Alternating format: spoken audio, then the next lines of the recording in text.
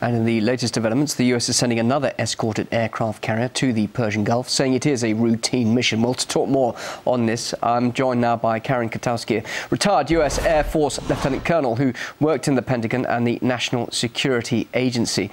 Well, this new move of warships into the Gulf, as well as the latest massing of US troops in Israel, something we've just been hearing about in that report, they are simply routine missions, according to Washington. Are they? Well, periodically, we end up with 3 carriers in that region. And periodically, we stoke the fires of conflict, it seems, with Iran. And certainly, we have troops and bases in Iraq on one side of Iran and in Afghanistan on the other side. So in some ways, this is a continuation of a long provocation with that country. And certainly, we work with Israel in doing that.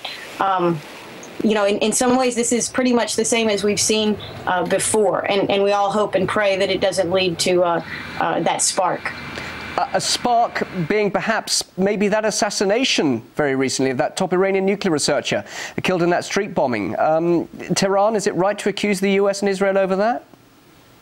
Well, I don't know if it's right to accuse them, but certainly it is logical for them to seek to blame Israel and or the United States. And if you think back to the Stuxnet worm that was unleashed upon some of the industrial and nuclear facilities of Iran, that was traced back to America and Israeli work. So, we fly drones over Iran. We do that really on a weekly basis, I'm sure. So, this behavior that we have, it makes it very logical for the government of Iran to expect that the United States, and to some extent Israel, is behind some of these activities. What they need and what they do not have is the smoking gun, and they don't have that.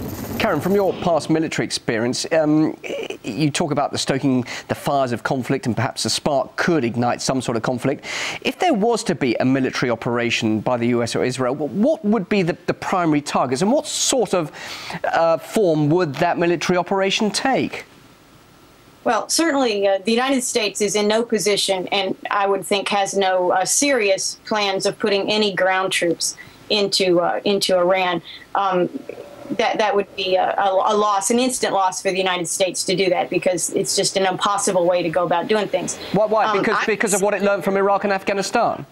Oh, I don't think we've learned anything. I think that because Iran is a much different terrain, it has a very effective army in many ways. It can defend itself against that. I mean, we went into Afghanistan and into Iraq. These countries had no defense. I mean, in particular, Iraq. I mean, we'd been bombing it for 12 years before we went in there.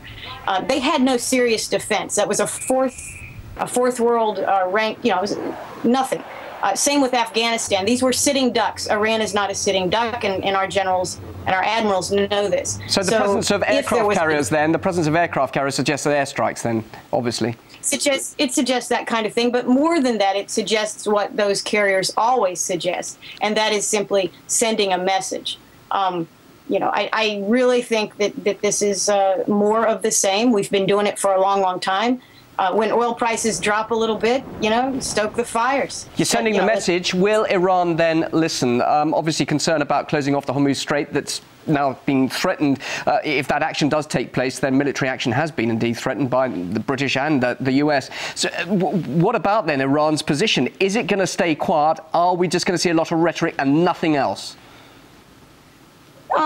I think it's going to be a lot of rhetoric on both sides, with continued low-level harassment, as we have been doing. That's what I really think is happening. Now, in a more strategic sense, periodically threatening. And this is not Iran seriously threatening as much as it is ourselves talking about it here in the West, of having the Strait of Hormuz limited or shut down for any short period of time. In some ways, it incentivizes these alternative routes. So this alternative routes for getting the oil to the world markets. So it could be that this is very much a long-term trend to decrease American dependence on the 1/6 of the oil that passes through the Straits of Hormuz.